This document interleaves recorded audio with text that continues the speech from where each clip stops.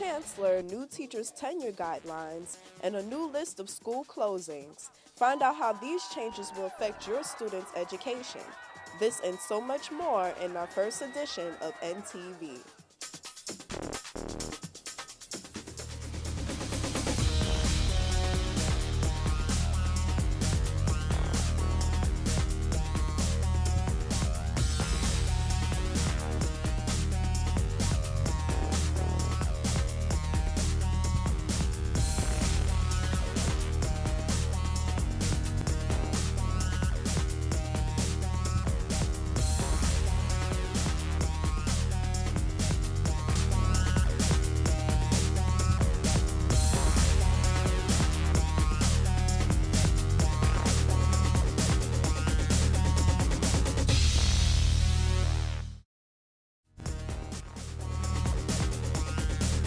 Welcome to NTV, the program that provides you with news and information on what's going on in your own backyard. I'm your host, Nicole Ashley. Education is a topic that has been touched upon in newspapers and on television. Are students getting the type of education that your tax dollars are paying for? And in whose hands does the future of our students' education lie? Well, NTV correspondent Brianna Graham has the answer to these questions in our NTV's Extended Look. Many individuals spent the first days of the new year creating new agendas as well as setting new goals for the rest of the year. Some students, however, won't look forward to this opportunity next year after recently finding out that their school is on the list of school closings for 2012. I feel bad that school's closing down because the teachers here are perfect. They try to teach the kids what they need to learn, but I don't think the students are pushing themselves as the teacher wants them to. New York City has developed a list of 21 schools that have been specifically designated as failing schools. According to the Daily News, there are actually 43 schools that have been deemed persistently lowest achieving. These schools will face city improvement plans sometime this year. One of the concerns that teachers from these struggling schools have is that the city has given up on these schools and isn't focusing on what students really need in order to improve the standards of their school. Teachers feel that there should be programs placed in these schools to help students prepare for college. Based on what I've seen, because I keep in touch with a lot of students in the last years, they find that when they get even to a CUNY school, they're not doing that well. But like, let's say 7 years and 8 years ago, I'm in touch with students and they went to school like Union College, they went to Ethica, they went to Oswego, and they did graduate, and they never complained or how hard the work is or the work was. But in the last years, the students do complain that they're not doing that well, or they end up going to a 2-year college because obviously they don't have the average, and they're not prepared strong for the challenges that awaits them in a college. One of the schools that is on the list of school closings is Kennedy High School. Their school is preparing to possibly close its doors in 2014. I got to sit down with the principal from one of the schools on Kennedy High School's campus, and he shared his point of view about what will happen if the school closes and what he feels students might be lacking in this 5-minute interview. Many students are getting mixed messages. Mixed messages from the media, mixed messages from reality shows, mixed messages from athletes, mixed messages from entertainers. And many people are saying that there's a quick road to success and that education is really not needed. But it's very important that students know how to create options even when options do not exist. For my 15 years of experience here in the Bronx, specifically in District 10, where we definitely have many, many challenges in terms of the Bronx has some of the higher need categories in terms of more students with IEPs, more students who are English language learners, and sometimes more students who enter high school over age and undercredited. But it's been a fascinating 15 years because I've had the opportunity to help change generations. And I'm a firm believer that once you show students how to really become lifelong learners and you turn them on to learning, that we have the opportunity to really change the world. So do you think kids are just settling with just skating by and passing? I think many students are responding or reacting to their environments in terms of whether or not they see the value in completing not only high school but completing college. And so once again, I think we all have to be consistent. We have to be consistent as a nation that education is important. Not only high school, but that formal education at the 4-year bachelor's degree is significant in today's economy, and that really should be the foundation that we're looking at. So that, once again, I'll go back to that we need to change the compulsory age and compulsory education laws that require students to do more than just get a high school diploma at this stage of game. There's a lot of antics and unruliness, at least in my school. Sure. And there's a really bad relationship between the students and staff, and I think that contributes to the culture.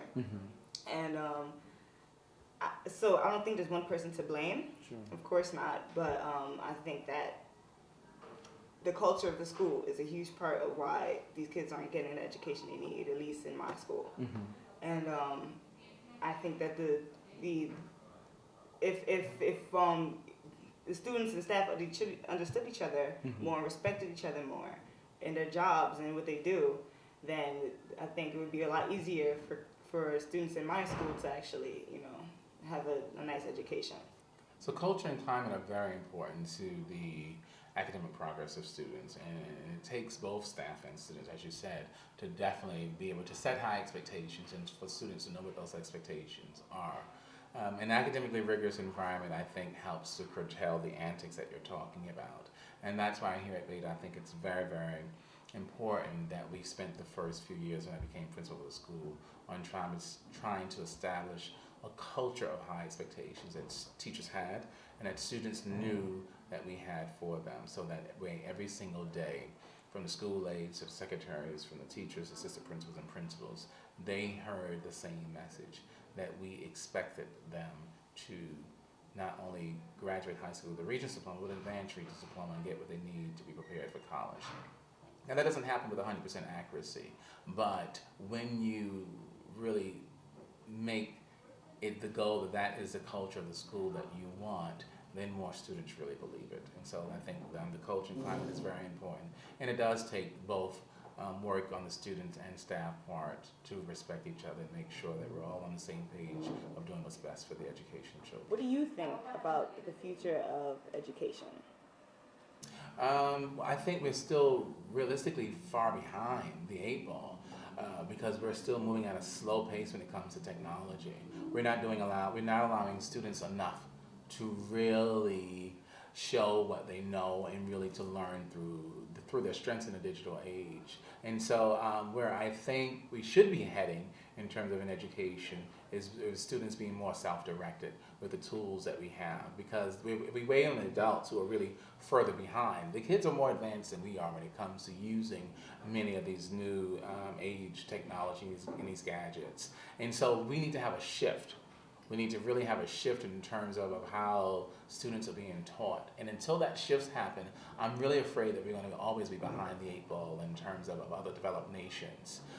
So I think that while more technology and more information is being readily available, the future of education needs to shift to where we really are allowing students to be innovative and be self-directive of their learning.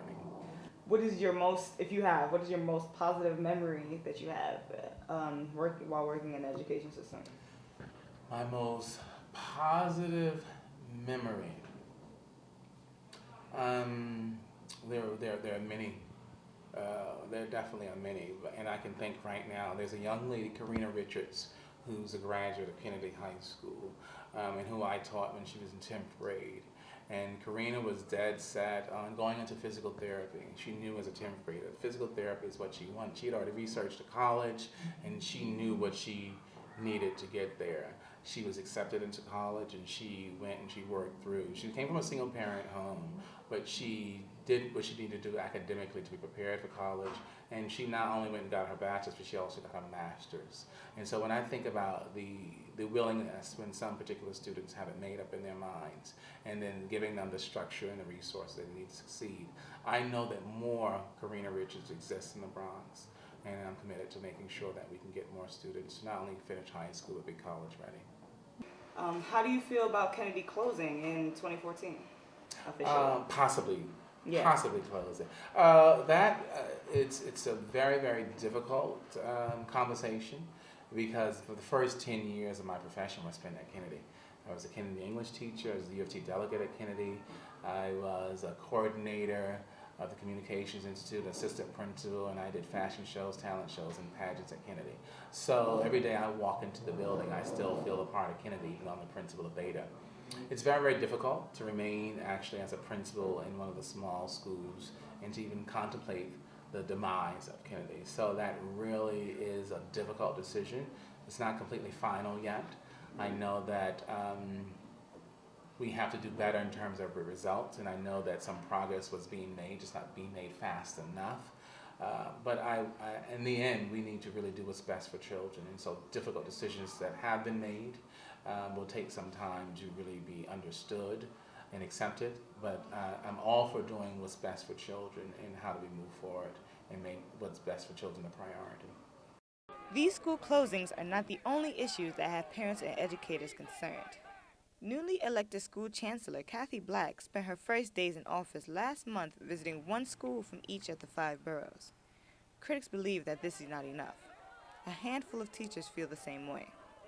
They say that she has very little experience in the education field and suggest that she may not have what it takes to save closing schools. I followed the story quite closely since Mayor Bloomberg announced that she was going to be the school's chancellor. And I'm sure she's a very bright, capable woman.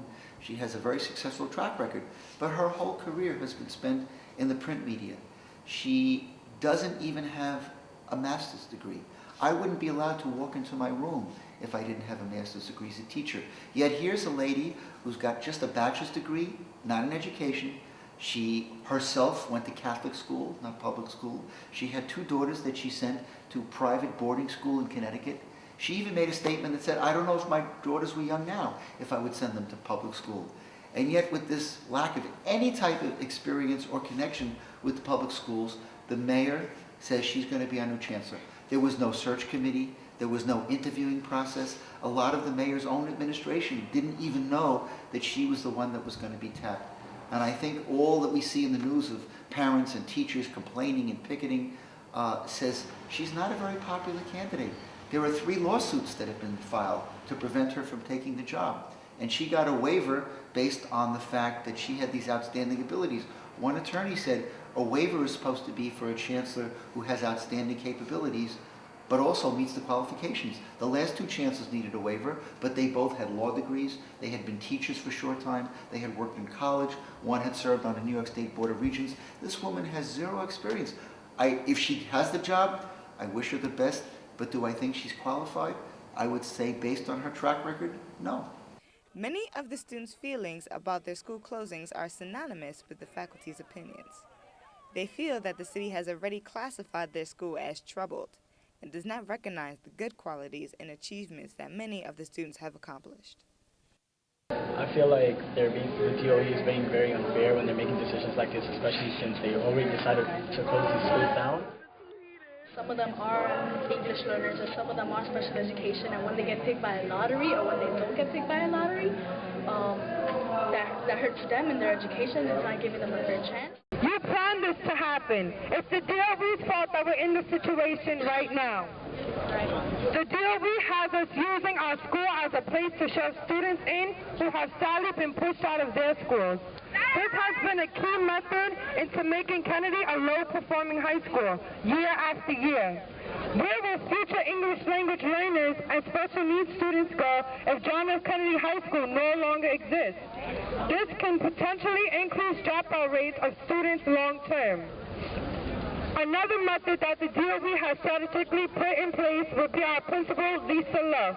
She, who has been appointed by the DOE, has a reputation of closing schools. Why would you bring in a closer instead of a principal administrator who's focused on and motivated to fixing our schools?